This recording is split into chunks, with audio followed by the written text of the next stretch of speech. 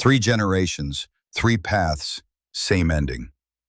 Think about three different generations, three different safe paths, three different financial strategies, and somehow they all end the same way.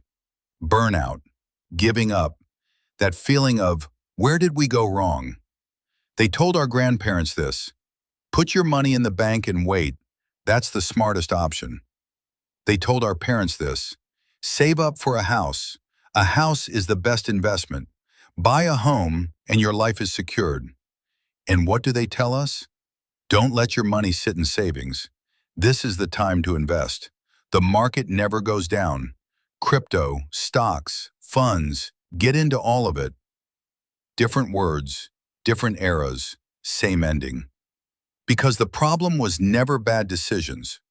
The real issue was the game being played on us. The first encounter. Think about it for a moment. Did your grandparents really do something wrong? Did they gamble? Did they waste money? No. They set aside part of their income every month. They put it in the bank. They were convinced what they were doing was smart and safe, because that's what they were taught.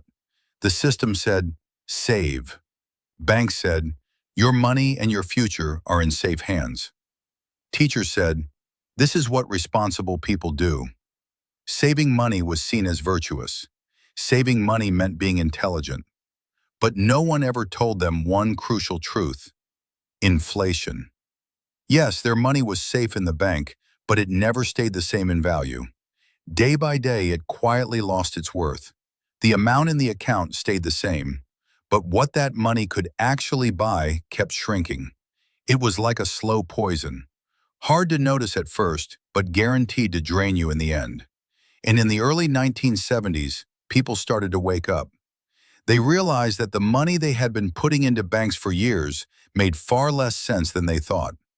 But do you know what the real problem was? They didn't make mistakes. Quite the opposite. They did everything they were told to do. But the plan was never designed for them to win. Savings accounts made them feel secure. Looking at their balance brought comfort. But that sense of security was a lie. By the time they realized it, it was too late. They were tired. They had no productive years left. And the money in their bank accounts had slowly disappeared. This was the first major financial trap of the modern era. And the system learned something important. If you convince people they're doing something safe, they'll keep losing without even realizing it. Then came our parents. When our grandparents' savings were wiped out, a new story was told. Saving money doesn't work. Buy a house. Owning a home was no longer just about having a place to live. It meant wealth, status. It means you've made it. They said house prices never fall. They said real estate beats inflation. They said it was the smartest and safest investment you could make. And millions of people went deep into debt, believing they were secure. But no one told them the truth straight to their face. A house doesn't make you money. A house drains your money. Mortgage payments, interest, taxes, insurance, maintenance, endless expenses. And sadly, people live with this reality for years without fully realizing it. So what happened next? The year was 2008. Overnight, everything collapsed. Homes lost their value. And once again, regular people were left holding massive debt. But even if it was late, they finally realized something. The security they were sold was actually a long-term chain. Still, our parents didn't make mistakes either. They did what they were supposed to do. Yet the losing side never changed. The system learned a new lesson. If we push people into debt once, we can control their lives. Home ownership became a social standard. Renting made you look unsuccessful. Buying a house meant success. And people tied themselves to debt, thinking they were free.